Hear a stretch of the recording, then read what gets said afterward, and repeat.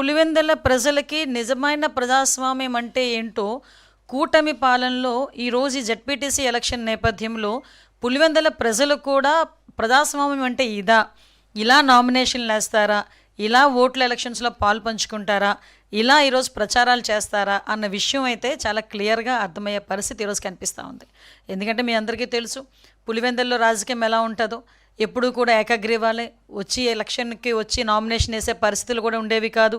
Nomination వేస్తామంటేనే కూడా చించేశారు, nomination పత్రాలు కూడా చించేసే రాజకీయాలు చాలా. జెడ్పీటీసీ ఎలక్షన్స్ కానీ పులివెందులు ఎంపీటీసీలు కానీ ఎంపీపీలు కానీ 95% ప్రెసిడెంట్ ఎలక్షన్స్ కూడా యునానిమస్గా అయిపోయే పరిస్థితి. అదేదో అభిమానంతోనో లేకపోతే మీరంటే ఏదో రక్తం చేతులు ఏదో కోసేసుకున్న పరిస్థితులు కాదండి.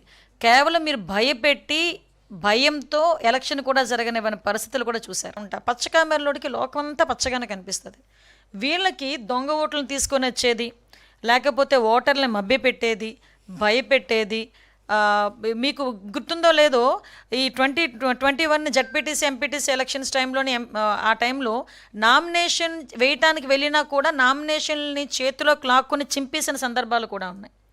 మీరు నంబర్ చీరల్లో దాచుకొని నామినేషన్ పత్రాలు వెళ్ళి ఎలక్షన్ కమిషన్ అక్కడ వెళ్ళి ఎలక్షన్ ఆఫీసర్కి ఇచ్చిన సందర్భాన్ని కూడా గుర్తు చేస్తున్నాను. జగన్మోహన్ రెడ్డి ఈరోజు పులివెందుల్లో కానీ ఒంటిమెట్లో కానీ ఎక్కడా కూడా 11 నామినేషన్లు పడినాయి ఒక పులివెందుల్లోనే. అంటే ఒకసారి మీరు ఆలోచన చేసుకోవాలి. ఈరోజు ఎంత ప్రజాస్వామ్యబద్ధంగా మేము చేస్తున్నాం.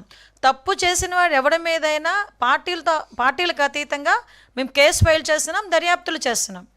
అందులో కూడా ఎక్కడ కూడా టాలరేట్ చేసే ప్రసక్తి లేదు. మేము ప్రజాస్వామ్యబద్ధంగా వెళ్తున్నాం. నీతికి నిజాయితీకి విలువలతో కూడిన రాజకీయాలు చేయడానికి సిద్ధపడ్డ వ్యక్తి చంద్రబాబు. వేదిక నుంచే ప్రారంభించాం, అక్కడి నుంచి ముందుకెళ్ళాం. ఆ రోజు చెప్పాం, ఈ రోజు ఒకటి చెప్తున్నాం. మా ఆలోచన ప్రజలు గెలవాలి, రాష్ట్రం నిలబడాలి. అంతవరకు సాధించగలిగాం. 55.38% ఓట్లు పడ్డాయి. దీంట్లో తెలుగుదేశానికి 45.60% పడ్డాయి. వైసీపీకి 39.37% పడ్డాయి.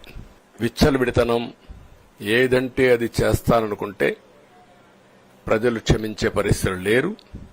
అదే ఈరోజు నిరూపించే పరిస్థితికి వచ్చారు. ఒక మాటలో చెప్పాలంటే ఈసారి వీళ్ళు చేసింది గుణపాఠం పాలకులకు కాదు, అవినీతి అహంకారంతో ముందుకు పోయే ఎలాంటి ధ్వంసకారులకైనా ఇదే జరుగుతుందని నిరూపించారు ప్రజలు. దానికి మనస్ఫూర్తిగా అభినందిస్తున్నా. అదే సమయంలో 5 సంవత్సరాలు మా కార్యకర్తల పడిన ఇబ్బందులు, చాలా మంది స్లీప్లెస్ నైట్స్, కంటి నిండా నిద్రపోని పరిస్థితి. అక్కడి నుంచి నేను చూస్తే చాలా కడాన మనిషిని హింస పెడుతూ, నువ్వు ప్రాణంతో బతకాలంటే జై జగన్ అనమంటే జై తెలుగుదేశం, జై చంద్రబాబుని ప్రాణాలు వదిలిన సందర్భం చంద్రయ్య. ఇది తలుచుకుంటే ఆ కమిట్మెంటే, ఆ త్యాగాల ఫలితమే ఈరోజు ప్రజాస్వామ్యాన్ని కాపాడుకోగలిగి. జగన్మోహన్ రెడ్డి గారు బాగా ఫ్రస్ట్రేషన్లో ఉన్నారని నాకు అర్థమైంది. అధికారంలో ఉన్నప్పుడు దౌర్జన్యాలు, ఇంకో పక్కన అవినీతి అడ్డగోలుగా వ్యవహరించారు. ప్రతిపక్షానికి వచ్చిన తర్వాత ఈరోజు నీతులు విలువల గురించి మాట్లాడుతూ నిజంగానే చాలా చాలా ఆశ్చర్యంగా ఉంది. జగన్మోహన్ రెడ్డి గారిలో మేమందరం కోరుకునేది ఏంటంటే, ఒక ముఖ్యమంత్రిగా పనిచేసిన వ్యక్తి ఉందాతనంగా మాట్లాడతారు, వాస్తవాల దగ్గరగా మాట్లాడతారు, ఒక వ్యక్తిని కించపరిచే విధంగా కించపరుచుకునే విధంగా మాట్లాడతారని అనుకున్నాం. కానీ ఇదంతా చూసిన తర్వాత ఇందులో ఆయనకి ఏమీ లేవు, ఏది రాదని నాకు అర్థమైంది. అధికారంలో ఉన్నప్పుడు ప్రజల్ని కలవలేదు, ప్రతిపక్షానికి వచ్చిన తర్వాత హౌస్కి రారు. అంటే ఎప్పుడు దూరంగా బతకాలని కోరుకునే వ్యక్తి జగన్మోహన్ రెడ్డి గారు. ముఖ్యమంత్రి పదవి కోసం సొంత తండ్రి శవాన్ని పక్కన పెట్టుకుని ఆనాడు సంతకాలు సేకరణ చేసిన వ్యక్తి జగన్మోహన్ రెడ్డి గారు.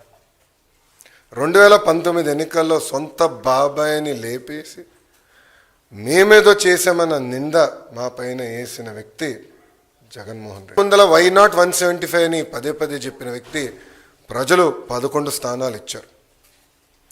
ప్రజలే మీకు ప్రతిపక్ష హోదా ఇవ్వకూడదని నిర్ణయించుకున్నారు.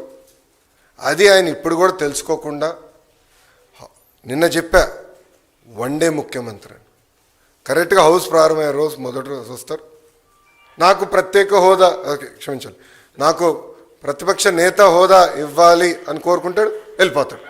మళ్ళీ ఎప్పుడు ఆయన కంపడరు. అలాంటి పరిస్థితి మనందరం చూస్తున్నాం. ఇప్పుడు ఆయన ఆలోచించాలి, ఎందుకు 11 స్థానాలు ప్రజలు ఆయనకి ఇచ్చారు. ఆయన ఆలోచించాలి, ఎందుకు సొంత తల్లి చెల్లి కార్యకర్తలు నాయకులు ఆయన నమ్మట్లేదని.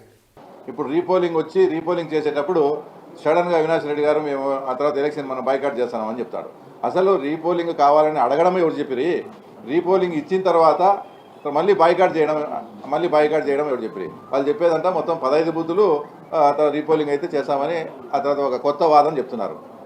నిజంగా మీ దాంట్లో న్యాయం ఉండి నిజంగా అవకతవకలు జరిగి ఉండి 15 బూతులు మళ్ళీ రీపోలింగ్కి వచ్చినా ఇప్పుడు పెట్టిన 2 బూతులు అయితే మళ్ళీ రీపోలింగ్ రావు కదా. ఈ రెండు బూతులు అయితే ఎలక్షన్ ప్రాసెస్ జరగాలి కదా.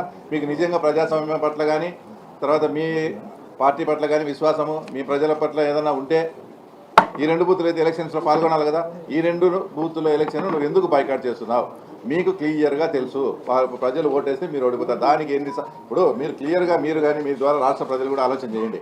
రీపోలింగ్ కావాలనేది వాళ్ళే, ఇప్పుడు 2 పెట్టినారు, వాటిలో మీరు పాల్గొనకుండా మీరు బాయ్కాట్ చేసి పారిపోతున్నారంటే దాని అర్థం ప్రజలు మీ వైపు లేరనేదే. ఒకవేళ మీరు అనుకున్నట్టు నిజంగా అన్ని రీపోలింగ్కి వచ్చినా ఈ 2 అయితే మళ్ళీ తర్వాత రీపోలింగ్కి రావు కదా. ఇవి రీపోలింగ్కి వచ్చినట్టు మళ్ళీ రావు, ఒకవేళ వస్తే మళ్ళీ పట్నుండి వచ్చేటే ఈ 2 కూడా బాయ్కాట్ చేస్తారంటే ఇది నిస్సిగ్గుగా మీ పారిపోవడమే. ప్రజలు మీ వైపు లేరనేది వాస్తవం. కాబట్టి దాన్ని తప్పించుకునేదానికి ఈరోజు వీళ్ళు బాయ్కాట్ చేయడం జరిగింది.